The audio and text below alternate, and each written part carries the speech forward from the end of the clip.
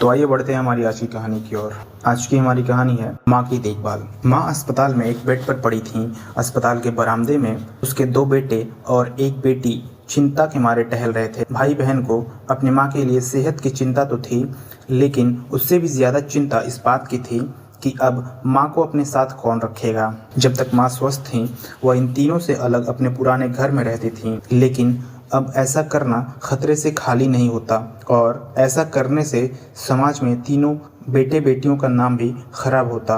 लोग कहते कि देखो कैसी औलादें हैं, बीमार माँ को अकेला रहने के लिए छोड़ दिया है। 1 घंटे से बिना कोई बातचीत किए वह तीनों अपने विचारों में खोए हुए थे। फिर बहन ने चुप्पी तोड़ते हुए अपने बड़े भाई की तरफ देखते हुए कहा, भैया आप बड़े हैं, इसलिए आपका कर्तव्य है कि माँ को ज़रूरत के समय आप रखें और उनकी देखभाल करें। छोटी बहन की बात सुनकर बड़े भाई ने पहले अपनी पत्नी की ओर देखा और बोला, मैं इस बात से बिल्कुल इनकार नहीं करता, बड़े होने के नाते मेरा माँ की देखभाल करने का कर्तव्य है, लेकिन तुम तो जानती ही हो कि मैं और तुम्हारी भाभी दोनों ही जॉब करते हैं। ऐसी हालत में माँ के साथ किसी न किसी को हर वक्त उनकी देखभाल करने के लिए उनके साथ रहना पड़ेगा, जो हमारे लिए बहुत मुश्किल हो जाएगा।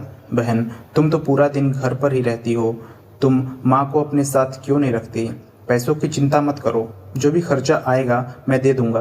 बहन ने कहा, सुशील भैया आप तो जानते ही हैं कि माँ से मैं कितना प्यार करती हूँ, लेकिन आप यह भी जानते हैं मेरे ससुराल वाले कैसे हैं। मैं यह बिल्कुल बर्दाश्त नहीं कर पाऊंगी कि कोई मेरी माँ को और मेरे भाइयों को भला बुरा कहे, इसलिए अच्छा यही होगा कि माँ को अनिल भैया के यहाँ रखा जाए। बड़े भाई सुशील ने भी छोटे भाई अनिल के यहाँ माँ को रखने के लिए सहमति जताई।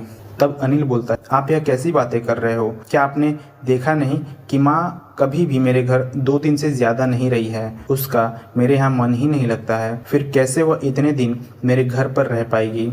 इससे पहले कि इस चर्चा का कोई नतीजा निकल पाता, एक नर्स वहां दौड़ते हुए आई और कहने लगी, क्या आप ही वार्ड नंबर 4 में भर्ती मरीज के रिश्तेदार हैं? आपको डॉक्टर साहब तुरंत अंदर बुला रहे हैं। सभी घबरा गए और दौड़ते हुए डॉक्टर के पास जा पहुंचे। डॉक्टर ने उनसे हाथ जोड़ते हुए कहा, आई एम सॉरी, मैं आपकी माताजी को नहीं बचा पाया। डॉक्टर की इस खबर से सबके चेहरे पर छोटी मोटी दुख की परत तो चढ़ा दी थी, लेकिन सभी के दिल के किसी कोने में इस बात की खुशी भी थी कि अब उन्हें माँ को नहीं संभालना पड़ेगा और माँ की वजह से उन्हें परेशान नहीं होना पड़ेगा। दोस्तों, छोटी सी यह कहानी ही समाज का सत्य है। यहाँ लोग ऊपर से जो दिखाते हैं वह अंदर से नहीं होते। जो माँ बाप अपने 4 बच्चों को बिना किसी शिकायत के बड़ी आसानी से संभाल पाते हैं, आगे चलकर ज़रूरत पड़ने पर यही 4 बच्चे मिलकर भी उन्हें नहीं संभाल पाते या संभालना नहीं चाहते। बच्चों को यह बात भूलनी नहीं चाहिए, जैसा वह बोएंगे वैसा ही काटेंगे। अगर आज वह अपने माँ बाप के साथ बुरा बर्ताव करते हैं तो उन्हें यह याद रखना चाहिए कि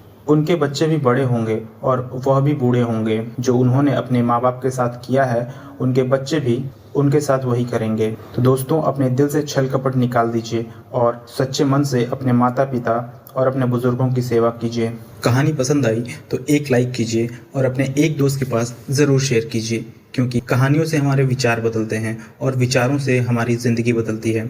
क्या पता आपके एक शेयर से किसी की ज़िंदगी बदल जाए, किसी के विचार बदल जाएं। तो अपने एक दोस्त के पास ज़रूर शेयर कीजिएगा। चैनल पर नए हैं तो चैनल को सब्सक्राइब कीजिए। वीडियो को यहाँ तक देखने के लिए बहुत बहुत धन्यवाद।